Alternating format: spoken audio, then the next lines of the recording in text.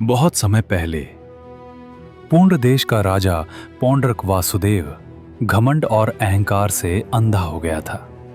दरबारियों की चापलूसी ने उसे ये विश्वास दिला दिया कि वही असली वासुदेव है, वही भगवान कृष्ण है। उसने वैसा ही शंख, चक्र, गदा और मुकुट धारण किया जैसे द्वारका के कृष्ण करते थे। और फिर उसने संदेश भेजा, हे कृष्ण, तुम नकली वासुदेव हो, अपने आयुध और नाम त्याग दो और मेरी शरण में आओ। ये सुनकर यादवगण हंस पड़े, लेकिन कृष्ण मुस्कुराए और शांत स्वर में बोले, पौंड्रक ने मेरे शस्त्र मांगे हैं तो मैं अवश्य दूंगा, परंतु उपहार नहीं, मृत्यु का दंड बनकर। कुछ ही समय बाद पौंड्रक और उसके सहयोगी काशीराज अपनी विशाल सेना लेकर कृष्ण के विरुद्ध उतरे। युद्ध भयंकर था। कृष्ण और बलराम ने अद्वितीय पराक्रम दिखाया। पौंड्रक कृष्ण की नकल करता रहा, पर उसकी नकल असली के सामने टिक नहीं सकी। एक ही क्षण में सुदर्शन चक्र ने आकाश को चीरते हुए पौंड्रक का मस्तक काट दिया। काशीराज भी रणभूमि में ढेर हो गया। युद्ध समाप्त हुआ, परंतु प्रतिशोध की ज्वाला अभी शांत नहीं हुई थी। काशीराज का पुत्र सुदक्षिण क्रोध और शोक से पागल हो उठा।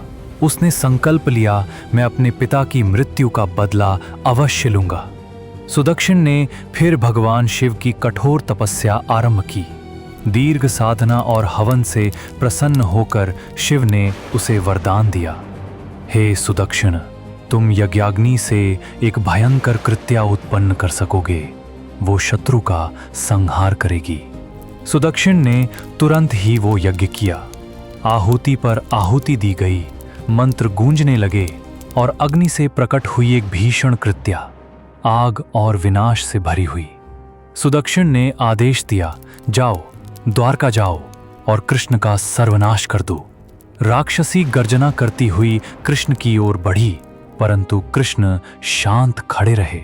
उन्होंने केवल अपना दिव्य अस्त्र उठाया, सुदर्शन चक्र। क्षण भर में चक्र ने उस राक्षसी को पलट दिया। अब उसका रौद्र रूप उसी पर टूट पड़ा जिसने उसे रचा था। वो राक्षसी लौटकर काशी पहुंची और वहीं सुदक्षिण को भस्म कर डाला।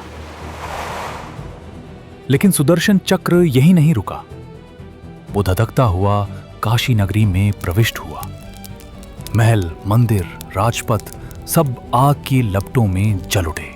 और जब न्याय पूर्ण हुआ, तब दिव्य सुदर्शन चक्र शांति से लौटकर कृष्ण के करकमलों में विराजमान हो गया। ये कथा हमें सिखाती है कि अहंकार विनाश लाता है, कि प्रतिशोध स्वयं को ही भस्म करता है।